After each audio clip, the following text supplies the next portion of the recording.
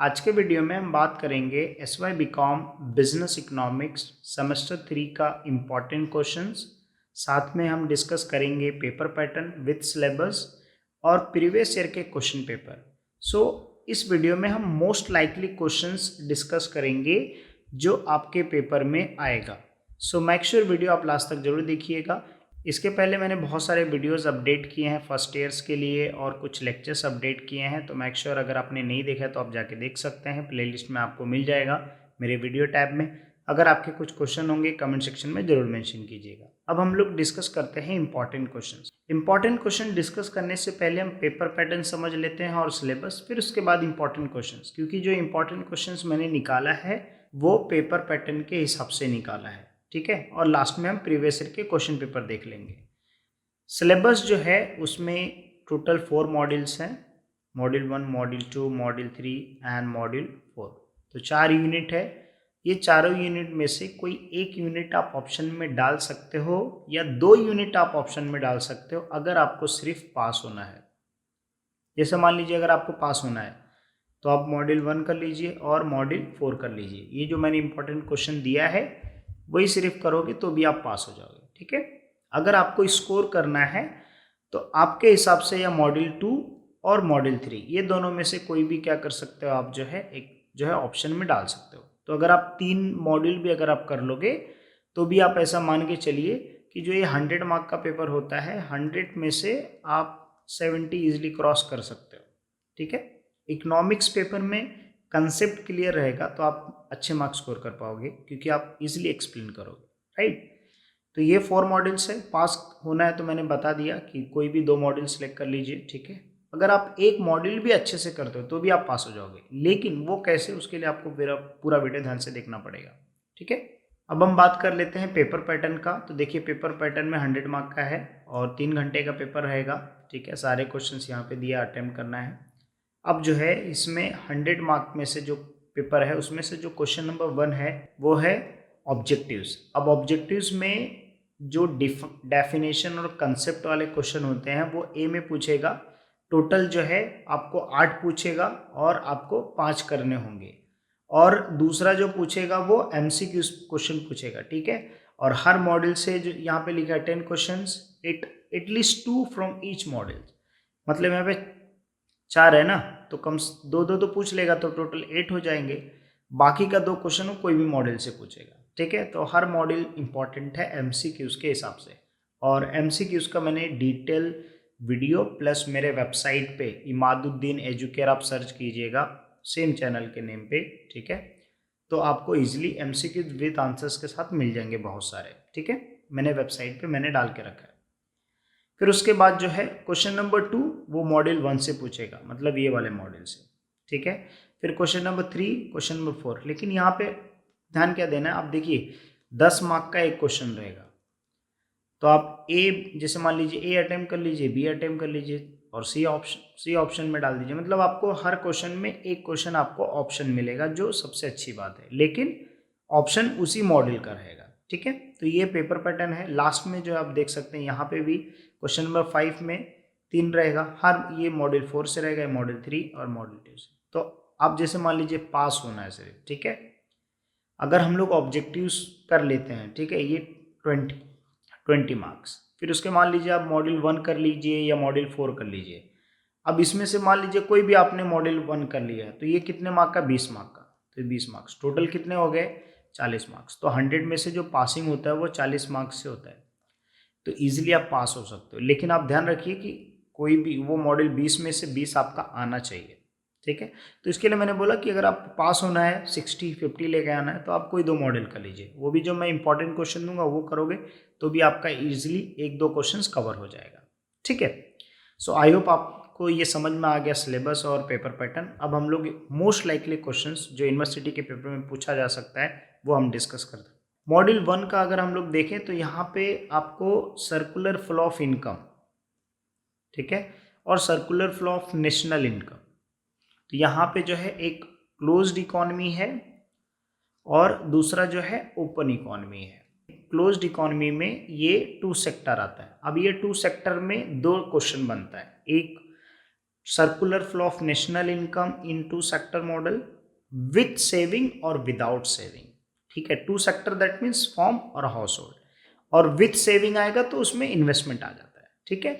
और दूसरा जो क्वेश्चन बनता है circular flow of national income और circular flow of income in three sector, ठीक है। थ्री सेक्टर्स में क्या हो जाता है कि जैसे गवर्नमेंट आ जाता है, यहाँ पे टू सेक्टर में क्या है, फॉर्म है, हाउस होल्ड है, और थ्री सेक्टर में क्या आ जाता है, गवर्नमेंट आ जाता है। तो ये टू सेक्टर में फॉर्म हाउस होल्ड है, थ्री सेक्टर में फॉर्म हाउस होल्ड गवर्नमेंट है, और फोर सेक्टर में जो है ओपन इकोनॉमी आ जाता है, ठीक है। यहाँ पे क्या आ जाता है, ओपन इकोनॉमी। तो ओपन इकोनॉमी में फोर सेक्टर मॉडल आता है जिसमें एक्सपोर्ट इंपोर्ट भी आ जाता है, फॉरेन कंट्रीज, ठीक है। तो ये आपको चारों में से देखो करना, अगर आप दो समझ गए तो आप चारों भी कर सकते हैं, ठीक है। इसके ऊपर डिटेल लेक्चर्स मेरे हैं, ठीक है। मैं यहाँ पे आई बटन में ऐड कर दूंगा, तो वो लेक्चर जाके यहाँ पे क्लिक कर सकते हैं, तो डिस्क्रिप्शन चेक कर लीजिएगा, ठीक है। प्लेलिस्ट मिल जाएगा, वहाँ पे आपको लेक्चर्स मिल जाएगा। तो है बहुत ईजी है, कोई डिफिकल्ट नहीं है, बहुत ईजी है, ठीक है। आप लेक्चर्स देख लोगे आपको समझ में आ जाएगा। तो टू सेक्टर विथ सेविंग, ठीक है, two sector without saving, with saving, three sectors और फोर सेक्टर, ये टोटल जो है चार क्वेश्चन बोल सकते हैं। ये जो है तीन क्वेश्चन है, तीनों क्वेश्चन में से कंपलसरी आपके पेपर में एक क्वेश्चन रहेगा 10 मार्क्स का, ठीक है। तो जैसे मान लीजिए अगर आपका कंसेप्ट क्लियर हो जाता है तो 10 में से तो आप 5 इजीली स्कोर कर लोगे। फिर उसके बाद जो आएगा कि भाई टू सेक्टर, थ्री सेक्टर्स और फोर सेक्टर्स, और डायग्राम बनाओगे तो इजीली आप स्कोर कर सकते हो, ठीक है। सो ये क्वेश्चन बनता है जो काफ़ी इंपॉर्टेंट है, इसको आप छोड़ के नहीं जा सकते, ठीक है। हाँ, पहला चैप्टर्स है मैक्रो इकोनॉमिक्स, तो कभी आपका बहुत लक अच्छा रहा, ठीक है, तो हो सकता है आपके टीचर्स जो है मैक्रो इकोनॉमिक के ऊपर भी एक क्वेश्चन डाल दें जो चैप्टर 1 में है, ठीक है। फिर उसके बाद जो आता है सबसे important also, faces of business cycle. इस बिजनेस साइकिल को हम ट्रेड साइकिल बोलते हैं और इकोनॉमिक साइकिल भी बोलते हैं, ठीक है। तो ट्रेड साइकिल पूछ लिया, इकोनॉमिक साइकिल पूछ लिया, बिजनेस साइकिल, इसके ऊपर भी मैंने डिटेल लेक्चर्स बनाया है, ठीक है, प्लेलिस्ट में मिल जाएगा आपको। और इसमें टोटल 4 जैसे 4 फेसेस है, ठीक है। एक प्रॉस्पेरिटी है, जैसे डिप्रेशन है, रिकवरी है, ठीक है। फिर उसके बाद प्रॉस्पेरिटी, फिर उसके बाद जो है वापस से रिसेशन आता है। तो ऐसे 4 फेसेस हैं, वो चारों फेसेस काफ़ी इजी है, ठीक है। मैं इसी आपको बता दूं, जैसे प्रॉस्पेरिटी, एम्प्लॉयमेंट, आउटपुट, इनकम, ठीक है, प्राइस लेवल, ये सब क्या होता है, वेरी हाई होते हैं। लेकिन जैसे जैसे डाउन होता है वैसे वैसे कम होते जाते हैं, फिर एकदम कम हो जाते हैं, फिर वापस रिकवरी, फिर बढ़ने लगते हैं। तो है एक ही कंसेप्ट, लेकिन क्या है उसको आपको इजीली समझ में आना चाहिए, वो लेक्चर जाके देख लो आपने, ठीक है। अब बिजनेस साइकिल अगर आ जाता है तो उसको कैसे कंट्रोल करना, उसके क्या क्या मेजर्स हैं, उसके ऊपर क्वेश्चन पूछ सकता है। हाँ, इसके अलावा एक क्वेश्चन और बनता है जो एकदम इजी क्वेश्चन है, इसका फीचर्स। क्या बनता है, फीचर्स। देखो मैं समझा रहा हूँ, जरा समझो आप, ठीक है। अगर आप मेजर्स कर लेते हो और फेसेस कर लेते हो तो फीचर्स के बहुत सारे पॉइंट जो है इसमें कवर हो जाते हैं। तो अगर आप ये कर लोगे फिर उसके बाद आप फीचर्स करोगे तो आपको समझ में आ जाएगा इजीली, मतलब आप 5 मिनट में फीचर्स आप याद कर लोगे, ऐसा है, क्योंकि बहुत सारे पॉइंट्स इसमें सिमिलर रहेंगे। ओके, सो आई होप आपको समझ में आ गया है, ठीक है। और ये जेबी सेज लॉ का कंसेप्ट भी क्लियर कर लेना, क्योंकि इसके ऊपर एक क्वेश्चन कंपलसरी रहेगा। तो अगर पूरा क्वेश्चन आप अटेम्प्ट नहीं कर पाओगे तो एटलीस्ट 5 मार्क का तो लिख के आओ, ठीक है। J B Say's law basically supply creates own demand, ठीक है, दैट इज क्लासिकल इकोनॉमिक्स है, ओके। इसके ऊपर भी लेक्चर्स रहेगा मेरा, ठीक है। अगर नहीं है तो इन फ्यूचर में अपडेट कर दूंगा। फिर उसके बाद आता है मॉड्यूल 2, लेकिन मैं क्या बोलता हूँ, मॉड्यूल 2 आप मत करो, ठीक है, पहले मॉड्यूल 3 भी आप मत करो, डायरेक्टली मॉड्यूल 4 पे जाओ। मॉड्यूल 4 क्यों मैं बोल रहा हूँ, किसकी, इस टॉपिक के ऊपर मैंने लेक्चर्स डाल के रखे हैं। तो क्या, जैसे मान लीजिए आपका मॉड्यूल 1 लेक्चर से कवर हो गया, मॉड्यूल 4 भी लेक्चर से कवर हो गया, तो इट इज़ ये है कि भाई 40 मार्क्स तो आपका कवर हो गया, बाकी 20 मार्क का ऑब्जेक्टिव्स, तो इसमें से भी 2-3 क्वेश्चन कवर हो जाएंगे, ठीक है। बाकी 10 मार्क्स ऑब्जेक्टिव्स तो आप जो है कर ही लोगे, राइट। तो टोटल 60 मार्क्स में से आराम से आपका पासिंग आ जाएगा 40, ठीक है। तो ये demand pull inflation, cost pull inflation compulsory question आएगा ही, ठीक है, इसको मान के चलो आएगा, ऐसा हो ही नहीं सकता कि क्वेश्चन ना डाले। क्वेश्चन आएगा, ऐसा सामने सामने नहीं पूछेगा explain the demand pull inflation या कॉस्ट पुल इन्फ्लेशन। कभी कभी क्या होता है क्वेश्चन घुमा के पूछता है, explain the demand side inflation, explain the supply side inflation, ठीक है, या उसके कंट्रोल्स। इसके 3 कंट्रोल है बेसिकली, ठीक है। तो ये जो है मेजर्स टू कंट्रोल, इसके ऊपर भी लेक्चर्स है विथ नोट्स के साथ, आपको जो है वेबसाइट पे चेक करना है। इन्फ्लेशन करके सर्च करोगे तो आपको मिल जाएगा imaduddin.educare.com, ठीक है, मैं लिंक डिस्क्रिप्शन में भी दे दूंगा। ओके, फिर उसके बाद quantity theory of money and price level, determinants of money supply. तो ये 2 क्वेश्चंस मेरे लिए इजी है, ठीक है, कि आप पहले कर लो, ठीक है, उसके बाद ये क्वेश्चन आप करो, ठीक है। बहुत सारे टॉपिक पे वीडियो नहीं मैंने बनाया, बट बहुत सारे टॉपिक पे मैं आगे चल के वीडियोज़ अपलोड करूँगा, ठीक है। बट ये है कि जितना पास होना है उतना तो कंटेंट मैं दे दे रहा हूँ, ठीक है। तो आप भाई उतना प्राइड जो है इजिली स्टडी कर लो, ठीक है।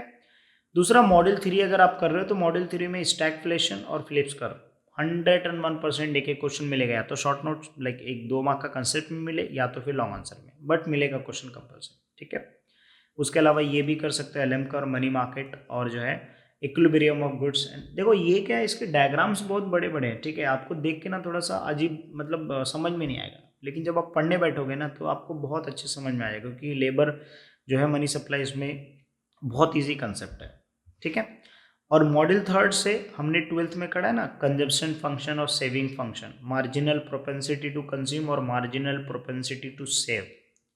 तो ये 2 कंसेप्ट है, वो कर लो, इसका टेबल कर लेना, क्योंकि टेबल भी कभी कभी ड्रॉ करने आता है। ये marginal efficiency of capital basically concept के लिए आएगा, ठीक है। Effective demand very very important, क्योंकि इसमें एग्रीगेट डिमांड आता है, एग्रीगेट सप्लाई आता है, ठीक है। इफेक्टिव डिमांड अगर आपको एक्सप्लेन करना है तो इसमें आपको बताना पड़ेगा कि इफेक्टिव डिमांड कब होता है। तो मैं जैसे, आई होप आप थोड़ा पढ़े रहेंगे, नहीं पढ़े रहेंगे तो बुक ओपन करके देख लीजिए मैं क्या बता रहा हूँ। जैसे डिमांड कर क्या होता है, ये डाउनवर्ड होता है, ठीक है, और एक दूसरा बनता है सप्लाई का, ठीक है, तो ये क्या होता है, अपवर्ड होता है। अगर इसको मैं क्या करता हूँ, यहाँ पे एक करो ऐसा रहेगा, ठीक है, और फिर जो है एक करो ऐसे खींच रहेगा, तो यहाँ पे जहाँ पे इक्विलिब्रियम होता है ना, यही पॉइंट पे demand is equal to supply, और यही पॉइंट क्या होता है, इफेक्टिव।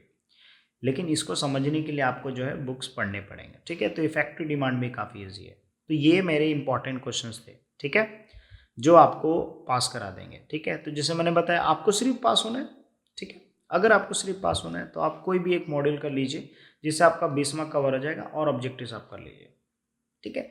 अगर आपको सेफर साइड जाना है तो आप मॉड्यूल 1, मेरे हिसाब से मॉड्यूल 1 आप कर लीजिए, और मॉड्यूल 4 करके जो इंपॉर्टेंट क्वेश्चन मैंने दिया वो कर लीजिए आप, ठीक है।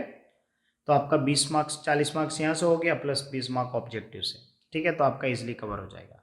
अब जो है हम लोग क्या करते हैं, पेपर पैटर्न जो है, एक पेपर देख लेते हैं प्रीवियस ईयर का, जो मैं खुद कॉलेज में पढ़ाता था, तो मैंने खुद बनाया था पेपर, तो आपको इजीली समझ में आएगा, ठीक है।